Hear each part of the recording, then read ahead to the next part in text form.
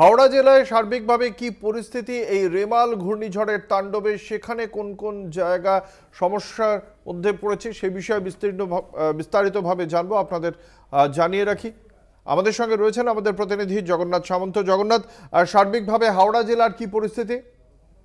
এখনো পর্যন্ত যেটা দেখা যাচ্ছে, যেসব বিদ্যুতের খুঁটি উপড়ে পড়েছিল সেই অবস্থায় পড়ে রয়েছে, কেননা সিএসসি কাজ করতে পারছে না। এখনো পর্যন্ত অবিরাম বৃষ্টি এবং ঝোড়ো হাওয়া বইছে, তার জন্য তারা বিদ্যুৎ বিচ্ছিন্ন করেছে ওই এলাকায় এখন বিদ্যুৎ বিচ্ছিন্ন হয়ে রয়েছে। তবে কদমতলা, টিকিয়াপাড়া, নবান্ন বিভিন্ন এলাকায় ইলিয়াস রোড সেখানে জলমগ্ন হয়ে রয়েছে।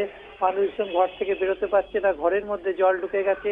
হাওড়া পুরসভার তরফ থেকে অস্থায়ীভাবে 65টি পাম্প বসানো হয়েছে, যাতে হাওড়া যে জায়গায় জল জমেছে সেখান থেকে জল বের করা, এবং স্থায়ী 12টি পাম্প চলছে। অর্থাৎ এই এতগুলি পাম্প চলে আশা করা হচ্ছে বিকেলের পর থেকে জল নামার চেষ্টা করা হবে, যেহেতু গঙ্গায় ভরা কোটা, তার জন্য অনেকটাই অসুবিধে হচ্ছে। তবে এখনো পর্যন্ত যে খুঁটিগুলো পড়ে গেছিল বিদ্যুৎ সেই অবস্থায় পড়ে রয়েছে।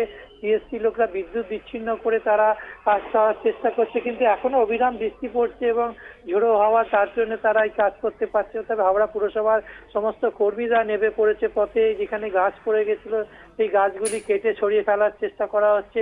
লিলুয়ার রবীন্দ্র সরণিতে একটি পুরনো বাড়ি পাঁচিল ভেঙে একজন আহত হয়, সেই জায়গায় বালি পুরসভা খতিয়ে দেখছে পুরনো বাড়িতে যারা রয়েছে তাদের সরিয়ে যাতে অন্যত্র নিয়ে যাওয়া হয়। এর পাশাপাশি হাওড়ায় বালি, যেটা বলে রাখি, 16টি ওয়ার্ডের জলমগ্ন।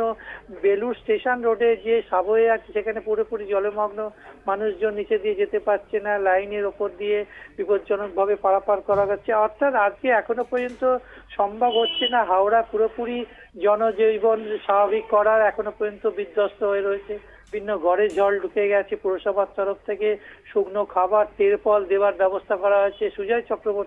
ডক্টর সুজয় চক্রবর্তী নিয়ে বিভিন্ন এলাকা পরিদর্শন করছে, সেখানে জল জমে রয়েছে, যাতে এই পাম্পগুলি, তোমাকে বললাম এতগুলি পাম্প লাগানো হয়েছে যাতে জল নামানো যায়, সেই চেষ্টা রয়েছে। তবে এখনো বিধ্বস্ত হয়ে রয়েছে হাওড়া পুরো এলাকায়।